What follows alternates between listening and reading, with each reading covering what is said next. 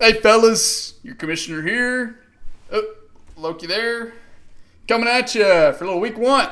Week one of NFL action. We've made it. One day away from football, NFL football being back on our TV screens. Isn't that something? Isn't that a beautiful thing? That's what I was always thinking about all day today, just gooning away, thinking about this, thinking about how magical tomorrow's going to be. And then if that wasn't good enough, guess what? Friday, bam, another game right in your face. Saturday, not the best slate. Arkansas playing Arkansas State, big matchup down here. Going to go to the game. I'll get into that in a second. Sunday, bang, full slate, bang, bang. Sunday night football, Bills and Ravens. Oh yes, give it to me. Monday night rivalries to the Bears and the Packers. Right? Is that right? Bears and Packers. Bears and Vikings. Bears and Vikings. Is that right? It's week one. We're still working out the kinks. Yeah. Vikings and Bears. Ooh, should be a good one. Anyways, as often as tradition here with the first week one preview, week one State of the Union, quick video for the most part. No trades really to discuss. We've had several transactions, pickups. Excuse me. We Leadville. If you know, you know, right? If you don't know, sayonara. We've had several pickups since the draft has occurred in the draft recap video. Rashad Bateman was picked up by JD. We had Jared Goff go to Wilson. Coker got picked up by Wheels and was subsequently put on the IR.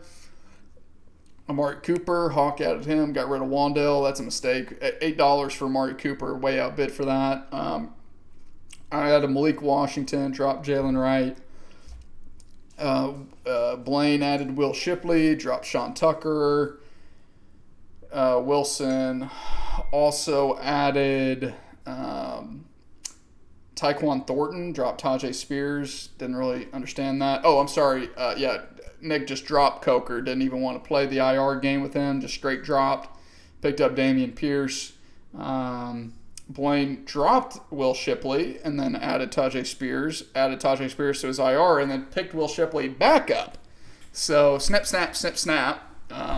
And then Savoy just added Rico Dowdle a couple days ago and dropped Keaton Mitchell. A little bit of a deep sleeper there, Keaton Mitchell.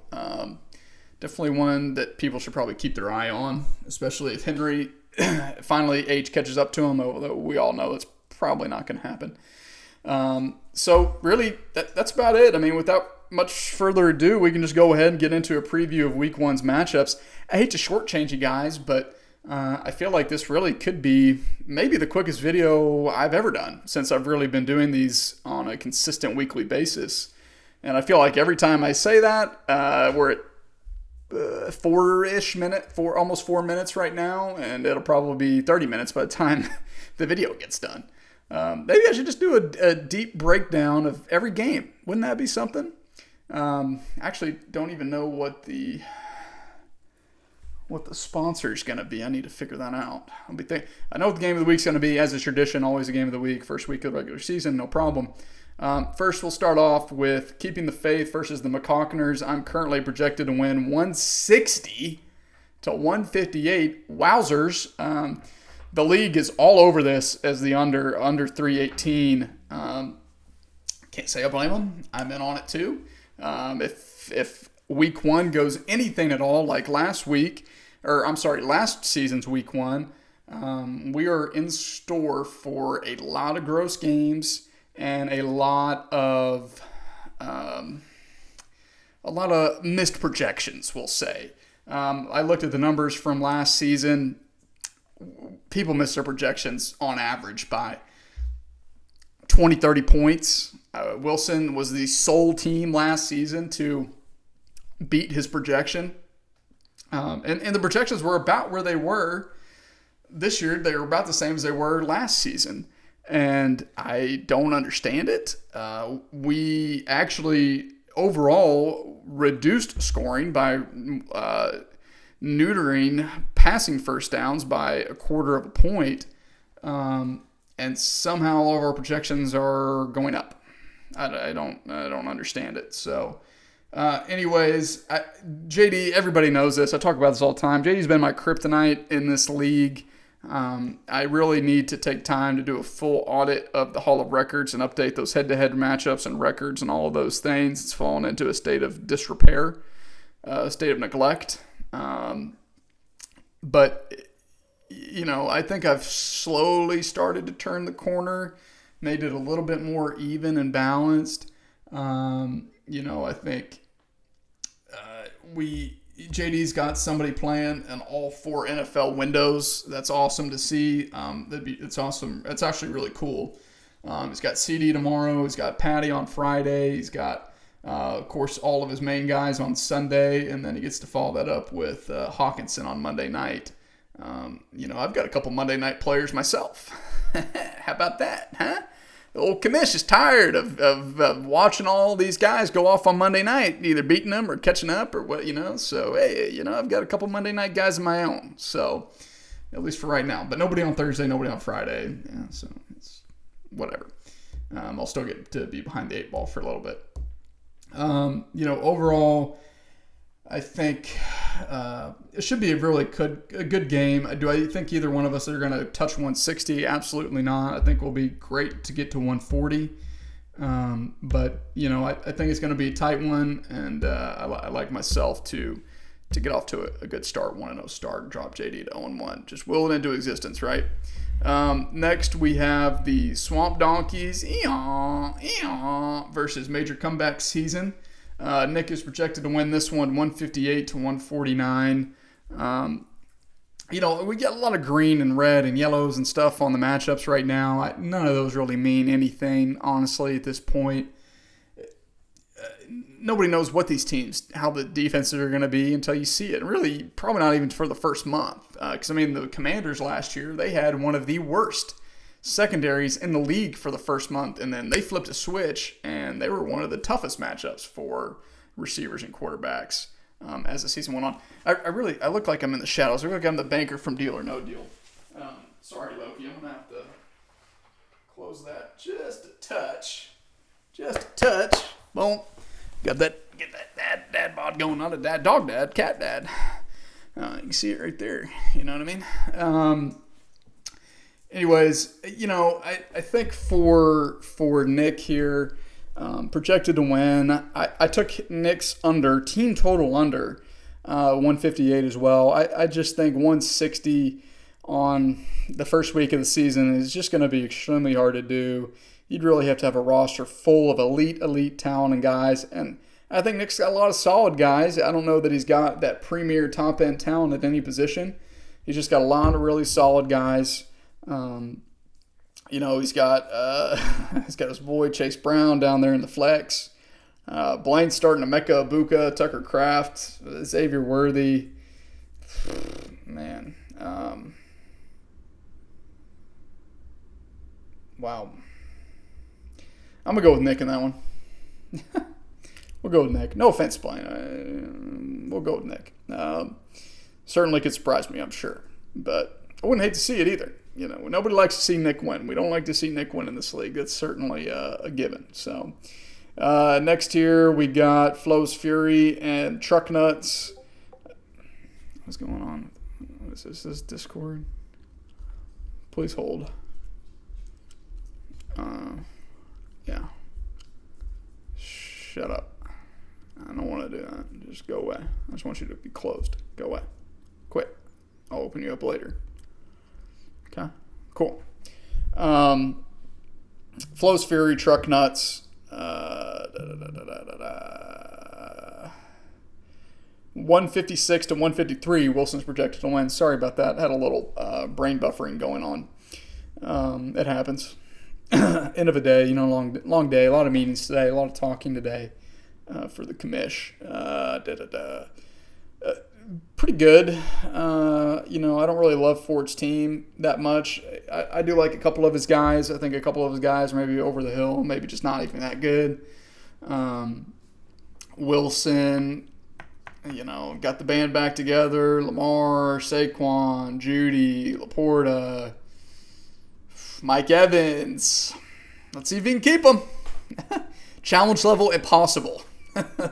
Wilson, hold on to your can Wilson hold on to his top tier talent? Challenge level impossible. Right. So anyway, I'm rooting for him. I hope he figures it out. I really do. I'd love to see Wilson make it. Shit, I'd love to see Wilson win the title, to be quite honest with you. I think that'd be a sight to see, wouldn't you? I'm going to go with Wilson to get off to a 1-0 start. Let's do it. Next here we got doesn't contribute versus living on Burrow time.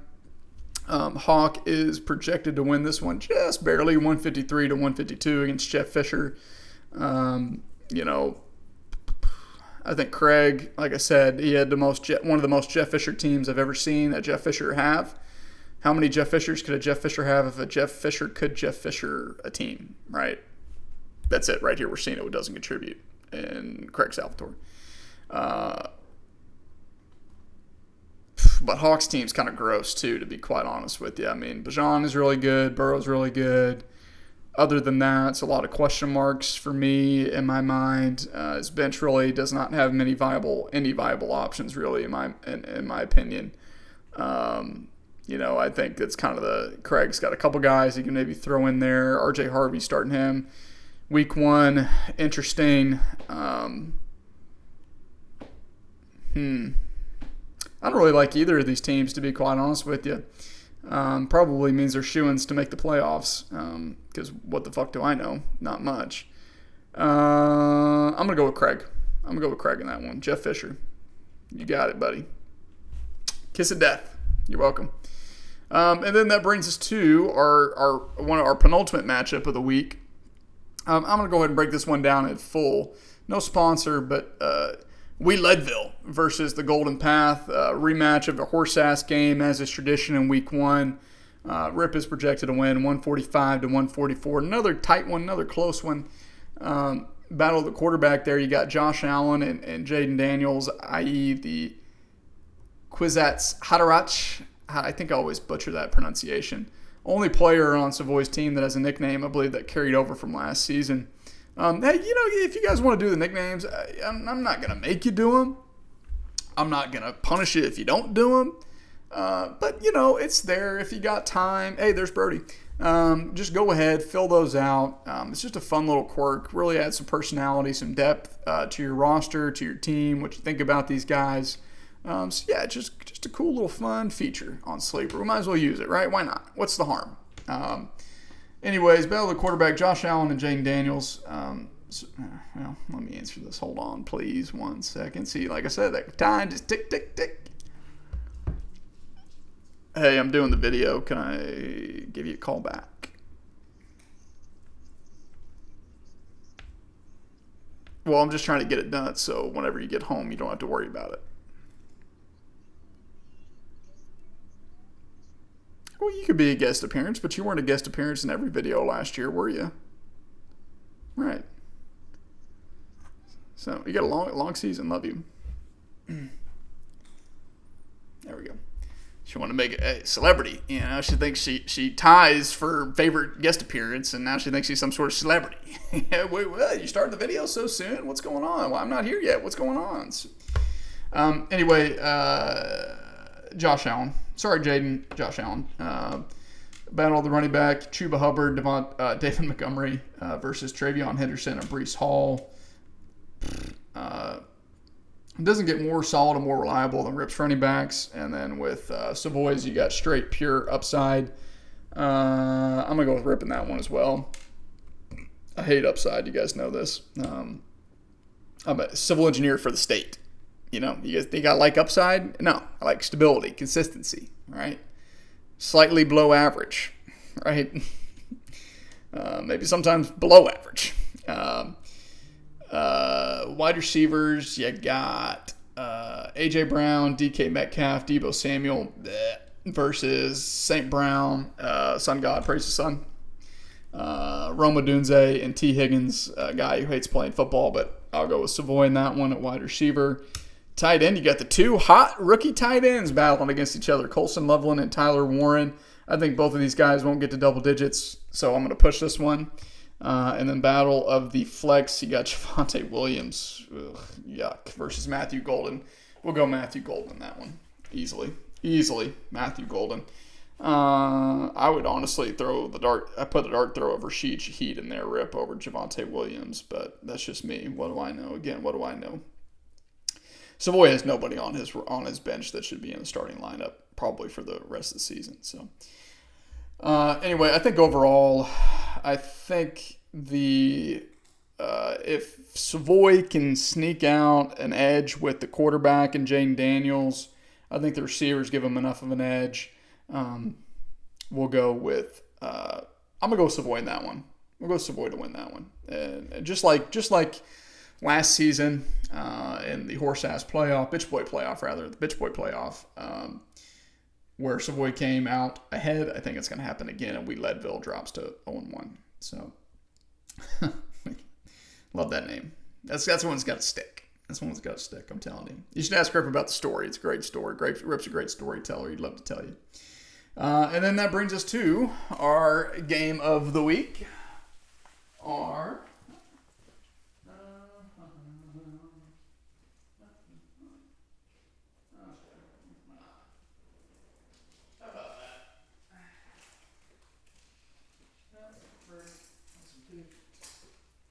Stop freaking out.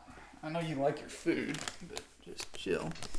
All right, our Lay's Classic Potato Chip Game of the Week, right? What did I just say, right?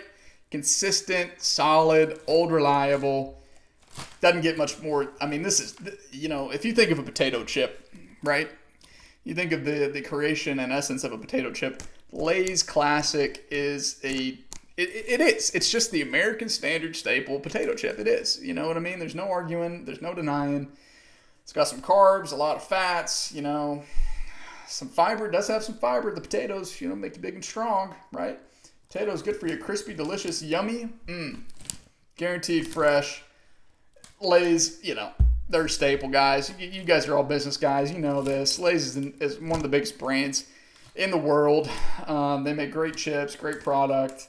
Anyway, Lay's, the official potato chip of the Bring That Wood Fantasy Football League. Cheers, ASMR.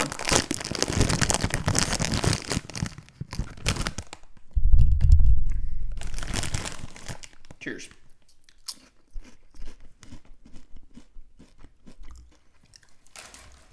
Do you like that?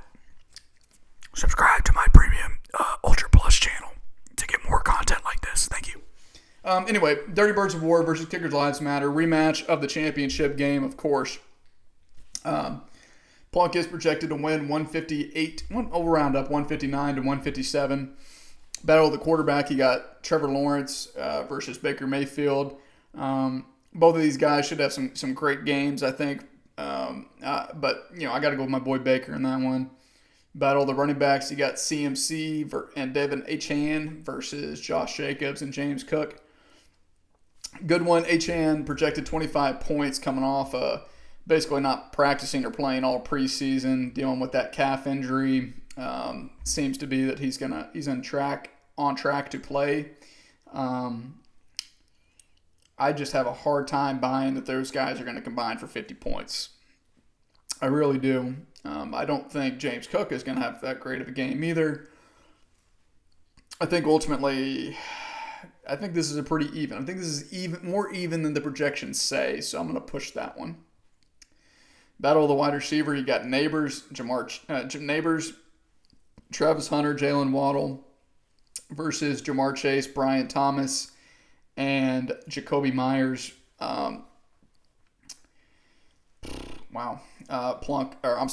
Duncan in that one. Waddle stinks. I don't like Waddle. I really don't. Hunter, who remains to be seen. Interesting, though, you got the battle of the Jags wide receivers, and T-Law is going to be the beneficiary of either of those. So even if BTJ is scoring, Plunk's going to be getting some residuals from that. The kind of guy, right? Money. Plunk loves that. Loves investments. We'll go with Duncan in that. I mean, Jamar and BTJ. I mean, those are two top top 5 guys, right? So you gotta do that one. Tight ends, you got Evan Ingram and Kelsey. Push, that gross, whatever. And then battle of the flex, you got Amari and Hampton versus Mark Andrews, double tight end set. We'll go Hampton. I'm skeptical. I'm hearing a lot of rumors. Hampton might not be doing that much in game 1. KC's got a great rush defense, one of the best rush defenses in the league the last few years. But Andrews is just, I don't know. I'm not buying it. I'm not buying it with him anymore. I'm out. So, this is potentially be a very good game. And honestly, these two teams could very well be playing again for the championship come the end of the season, if these players stay healthy and reach the potentials that they are capable of. Overall,